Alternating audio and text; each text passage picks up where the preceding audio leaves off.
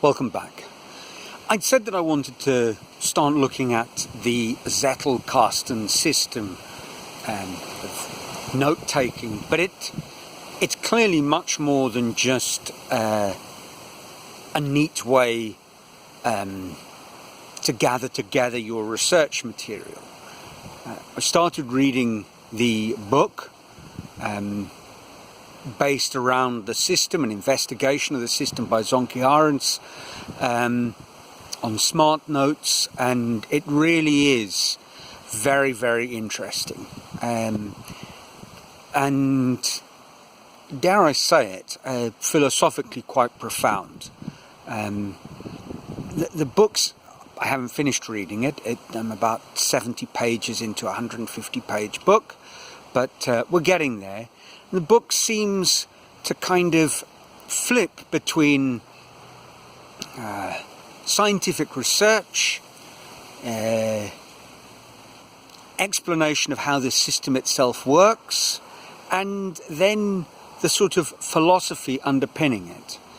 And it is, as I say, very, very interesting and clearly much more than just a clever way of filing your notes.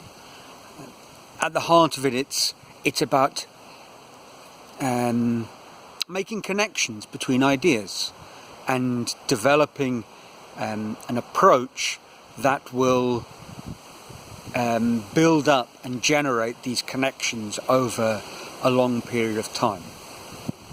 And it got me thinking a little bit about how little of that I'd done in my whole life. I'd collected a lot of material, and I still do. I've been studying chess, and I started looking through my archives, game after game, and it's really quite unwieldy. They're just piles of bits of information that never really got sorted. And my book collections are like that, both physical and virtual. But there was one area where I really did gather a lot of material that in a sense is a memory aid, and was completely, well, not completely, but almost entirely just unfiltered, and that's my photographs. Once I decided to move from South Africa to England to leave, one of the things I got it into my head to do and invest in was a camera. I'd never really taken photographs before, but there were cameras in the house, and old cameras.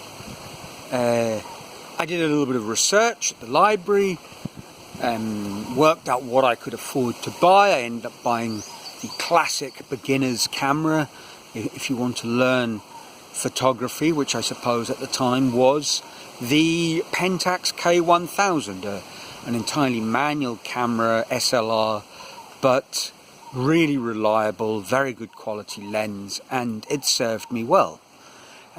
So off I went to England, and I took lots of photographs, and I don't think I had a bad eye, and I'd, as is my wont with a lot of these things, I kind of got quite enthusiastic about the hobby. When I could afford to, I'd buy the camera magazines and read up about it, pick up second-hand books. But like all my enthusiasms, my study seemed to be, I was very much like my chess.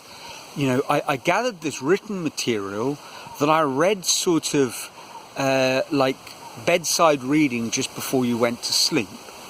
And I generated a certain amount of experience and improved through that by taking lots of photographs or playing lots of chess games in the case of the chess, but never really got into the sort of in-depth study. And I've been thinking about this for a variety of reasons. How, in a way, I'm not saying that the sculpture that I'm doing and the projects with the wire, it's the first time I've ever properly studied anything, because that's not entirely true. You know, as lazy as I was, and as acquired through good fortune as it might have been, I did get a degree in mathematics. I did pass a number of mathematics exams, you know, on quite sort of obscure topics that are beyond the average lay person, you know, the sort of general topology. You know, well, that wasn't easy in my honours program, and before it the metric spaces. So, you know, I obviously learnt something, but it was done in a very haphazard, you know, driven by short-term needs kind of approach. And my photography improved a little bit, but never really got anywhere, because I never really sort of got beyond that stage of just happily snapping, and then the sort of reflection was on a roll of film.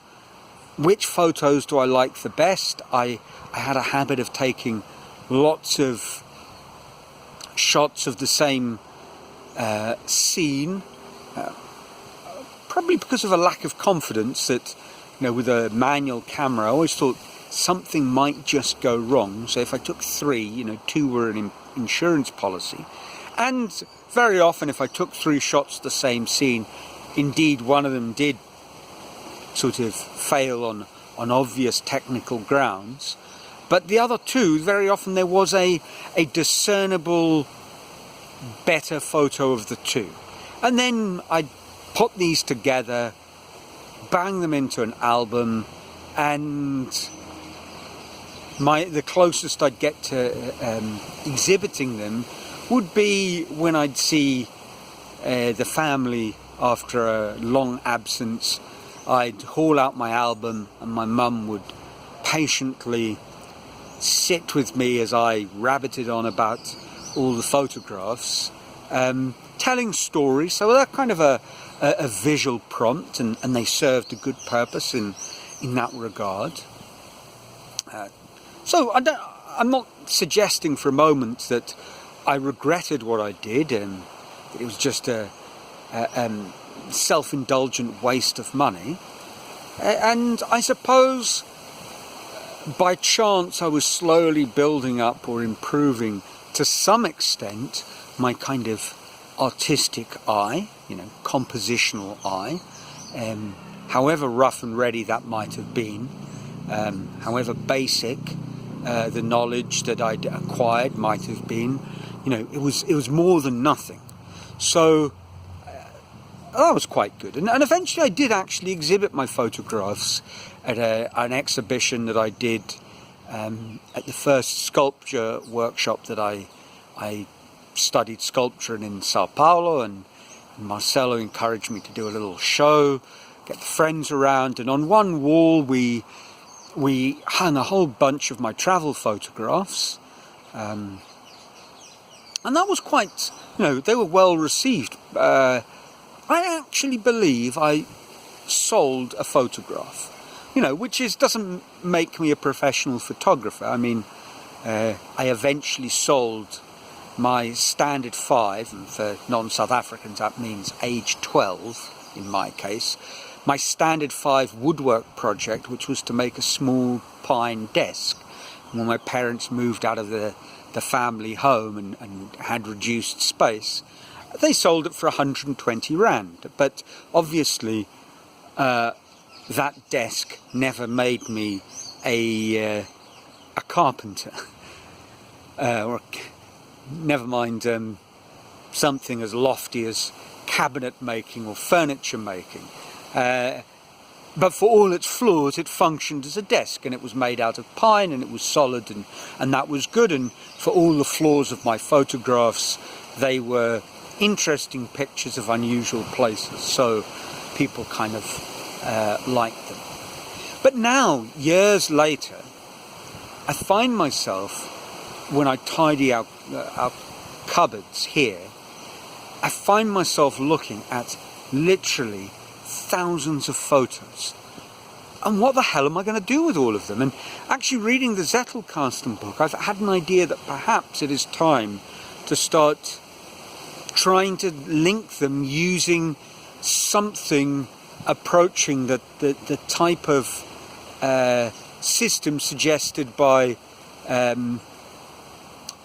Zonke Arendt in his book on Zettelkasten, but applying it to rather than an idea that you come across in your research, an image that you yourself generated on your travels.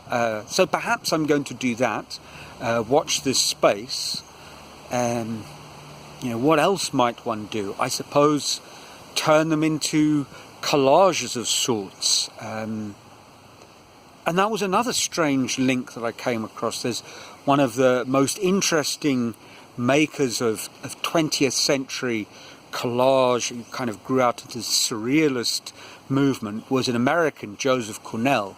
And he'd make these boxes which had a mixture of ephemera, natural objects, found objects, objects bought in second-hand shops, put into kind of cabinets or frames with deep frames. Very, very interesting. He was an untrained artist, and he actually used an interesting system of what he called dossiers to generate his surrealist boxes over a period of, I suppose, 40 years.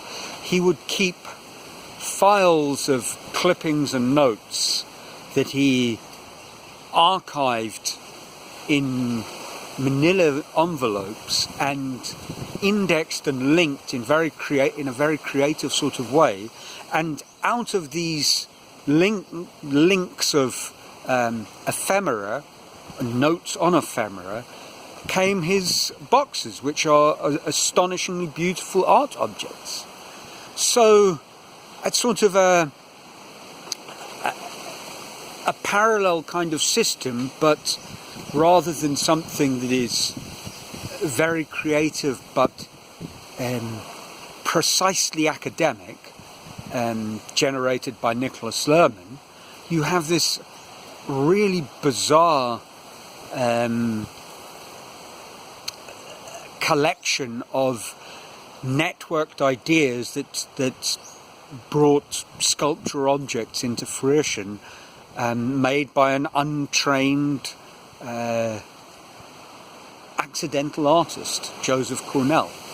So those are a few ideas that have been kind of bouncing around, as they always do. You start thinking about something and your mind wanders, and we generate these fascinating ideas. And the beauty of Zettelkasten, for me, it seems, is obviously a way of linking as well as codifying these thoughts that naturally are generated by any sort of spontaneous free association. So that's it for this week. By next week I will definitely have finished reading the book, and let's see where that leads, what ideas that generates. Until next week, as always, I trust you're well and your lives are filled with joy. So from a sunny Brazil, until next week, ciao.